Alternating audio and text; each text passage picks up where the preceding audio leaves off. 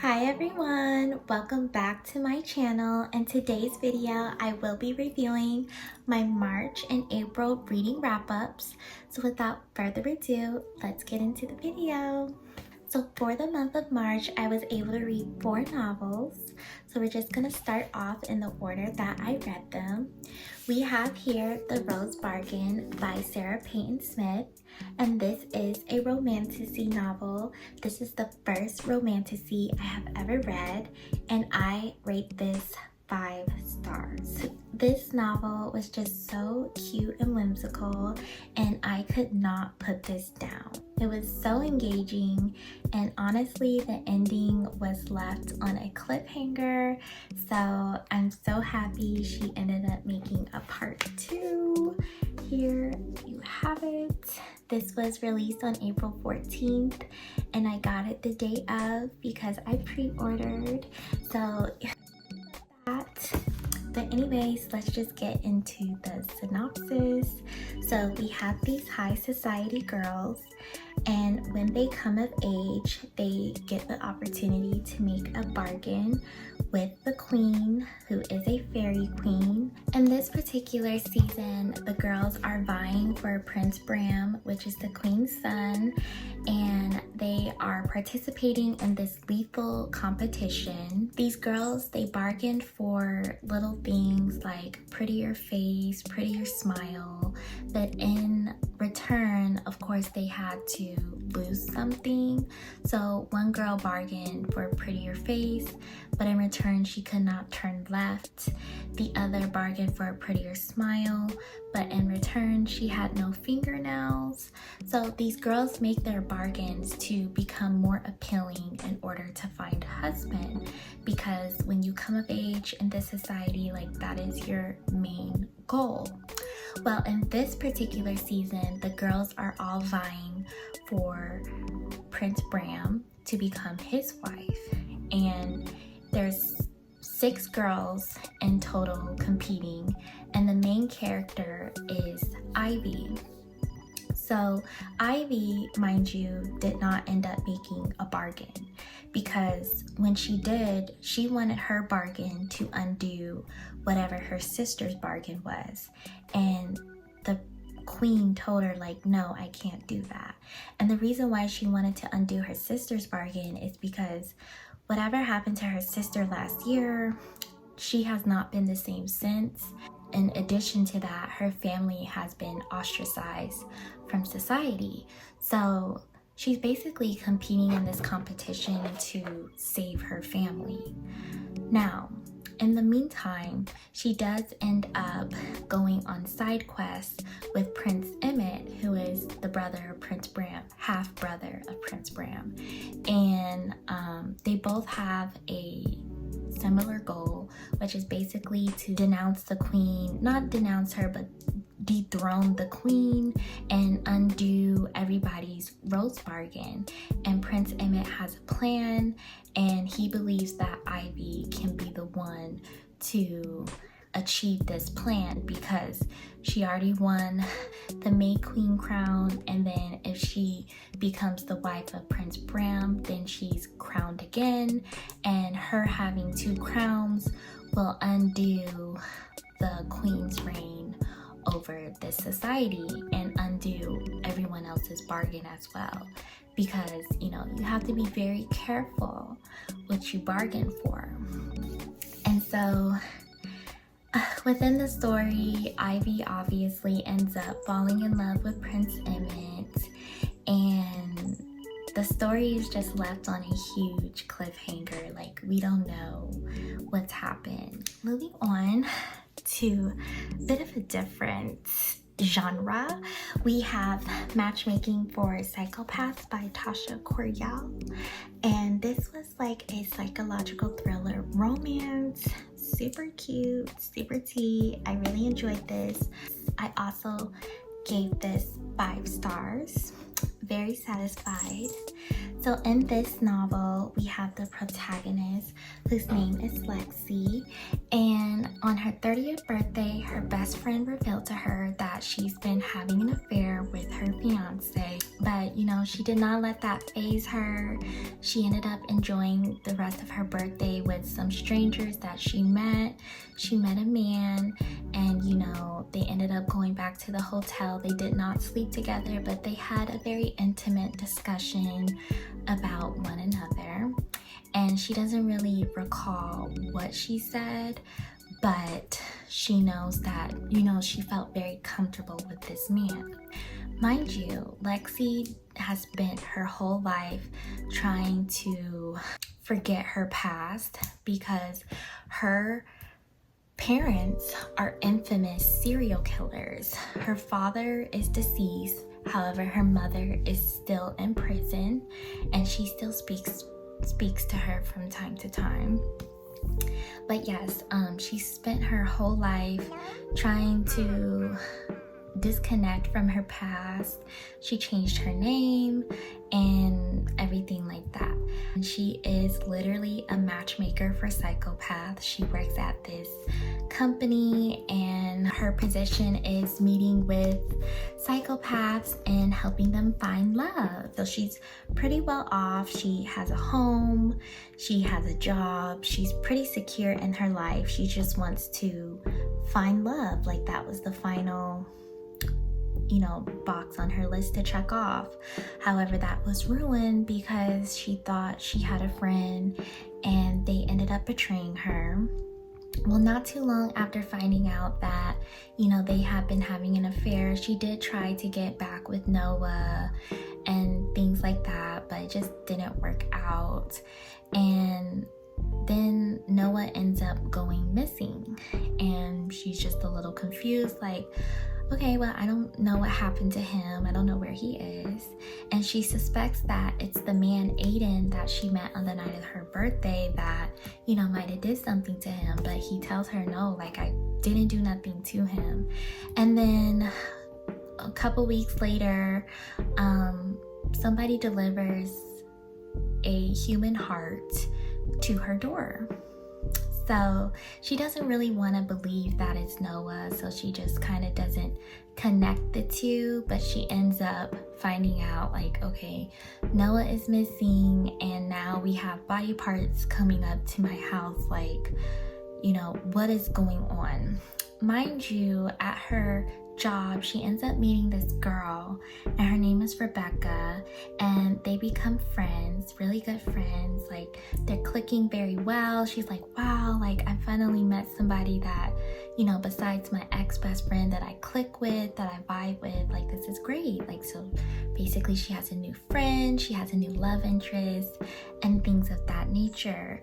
But she ends up finding out, and yeah, I'm just gonna stop there. In the end, I feel like, you know, she got everything that she deserved in the best way. And yeah, so really love this author. She has really good prose. I love her diction, her syntax, her dialogue. I love the way Tasha writes.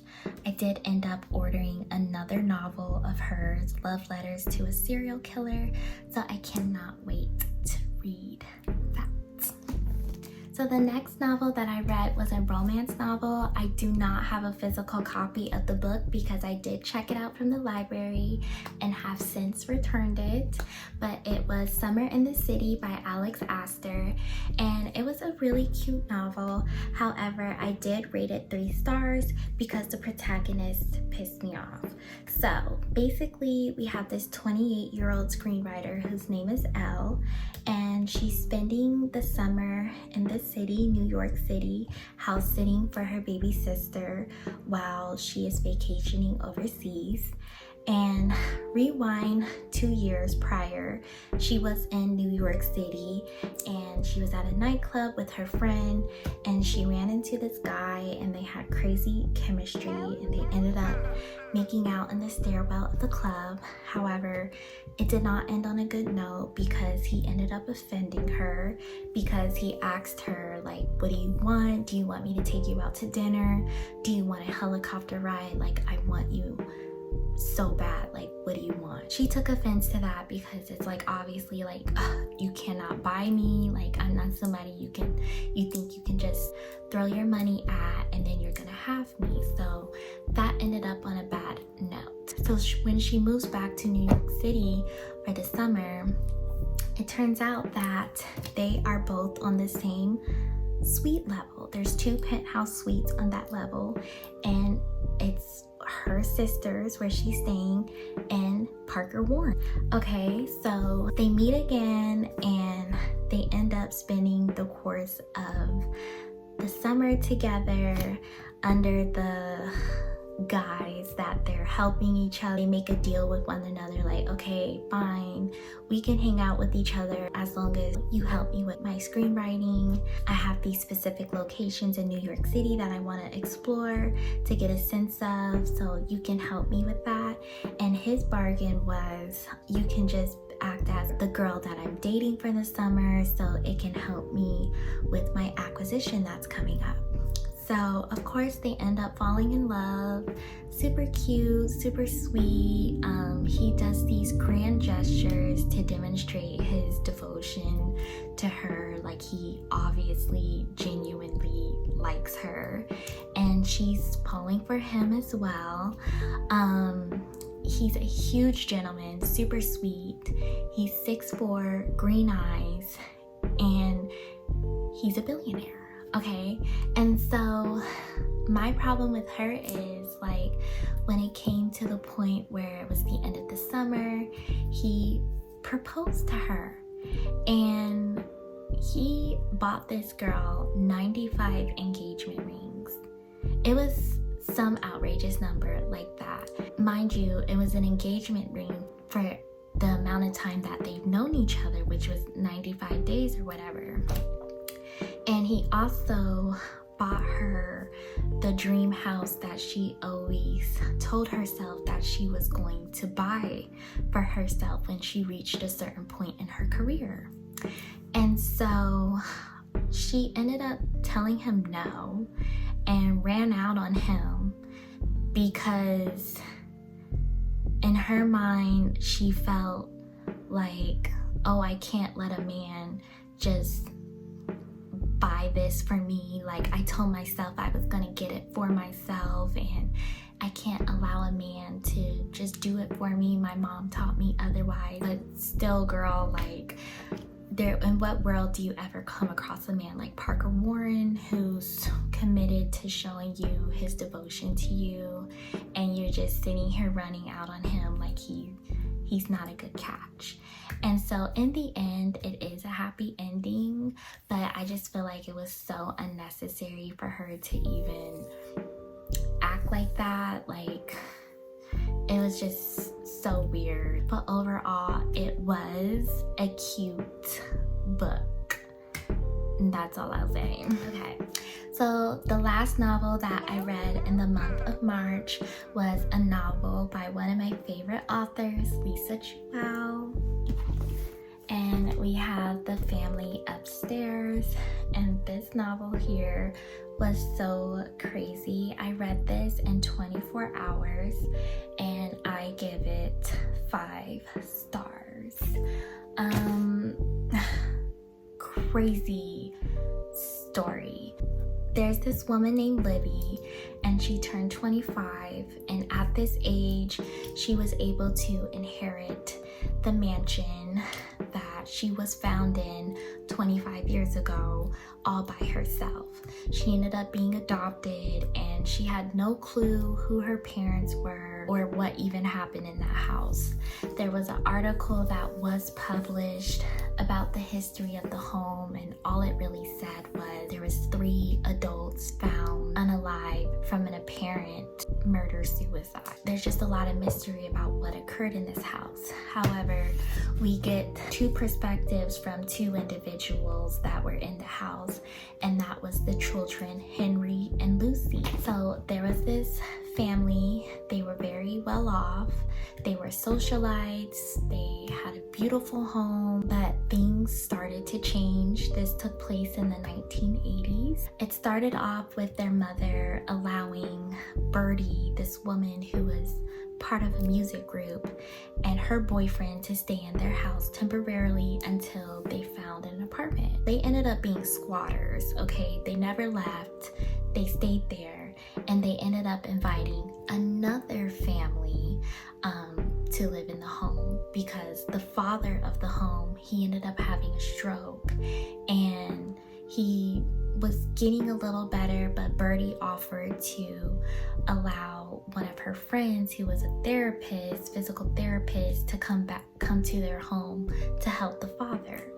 Well, he wasn't no physical therapist at all. And so over the course of the next 4 years, the atmosphere of the house completely evolves into something strange. Like, it's like a cult-like environment. David Thompson, he's evil, he's domineering, and he changes everything within the house. He's like this con. He's manipulating the mother into thinking that he's doing them a favor and helping them with saving their money, and he manipulates her into believing like, you don't need these things. So they start wearing black tunics. He starts saying we don't need shoes. They change their diet so everyone's like super thin. They can't listen to music, watch TV, or even read books. The kids stop going to school. They start being homeschooled. Like, the dynamic of the home just completely deteriorates into something traumatizing. And obviously Henry, as a little boy at this time, he's like 12 at the beginning of all of this, and as the years go on, he becomes angry and he starts to resent his parents because it's like, how could you let these people in our home and change everything and not do anything about it? Like, this is weird. And so in the end, all the kids ended up going their separate ways. And then when Libby became of age 25 years later, everybody met back up at the house. And Libby was able to figure out who her true parents were. Very engaging novel. It kept me turning the page, and there was a part 2 to it that I read in the month of April. So now I'll just go into the books that I read in the month of April. I was only able to read 2 books, but starting off, we have the second part, which is The Family Remains. And this book was good as well. However, I do rate it a 4. This was more focused on present day. We get to understand Henry's obsession for Finn, because in the end of the last novel, they figure out where Finn was, because he was the only one who didn't meet back up at the house. And Henry was obsessed with Finn. Like, he had this unhealthy obsession for him. He really admired him because Finn was attractive. He had like a nice aesthetic, and Henry liked that. So for the past 25 years, he's been looking for him, and he's even like tried to look like him, like copying his style, getting lip filler, cheek filler. He dyed his hair. And so in this novel, Henry is going batshit crazy to figure out where Finn is and track him down. And Lucy is scared because she doesn't know what Henry's gonna do. So her perspective is figuring out how to track Henry down. And then a new character is introduced in this novel, who is Martha. And we get a little detail about Martha because Martha is the new wife of Lucy's ex-husband / baby daddy, and we get to see why what happened to Michael occurred. So this was also very engaging. There's just a lot of drama and a lot of like, you know, psychotic behavior on Henry's behalf, and just a lot of crazy, unfortunate details from Martha's perspective. poor girl. Like, seriously, like, be careful who you let in your home and be careful who you get involved with. Like, seriously. So the last novel that I read for the month of April was another romantasy, and it was a checkout from the library, so I don't have a physical copy, but I rated that 5 stars. It was a very lovely novel. I really enjoyed the romance and the spicy details. So there was this girl named Genevieve, and she went on a quest to this house because her mom unfortunately passed away, but going through her mother's mail, she found a letter, and she wanted to go to the address to figure out, you know, more about her mother and just meet who her mother's friend was. Well, she went at a bad time, and so because she came at the time she did, she could not leave, and she had to participate in this game. Mind you, the 7 siblings that she was participating with, like, they've been doing this for the past however many years, and they're all immortals. And so the devil, his name is Nox, he hosts these games like this. It's their curse. They have to engage in this game because of some agreement that their father made with this devil. They engage in these games every single year, and so she's a part of this game now. Her being mortal, she has to, you know, play this game with him. She does have powers on her of her own, however she can't use them at particular times. She ends up falling in love with one of the siblings, and you know, he's just so enchanting and sweet. Just love their details so much. It was so cute. It ended up being a happy ending, I will say that. I'll just leave it at that. But yeah, that concludes my reading wrap up for March and April. I really hope you enjoyed this video. Please don't forget to like, comment, and subscribe, and I will see you in my next video.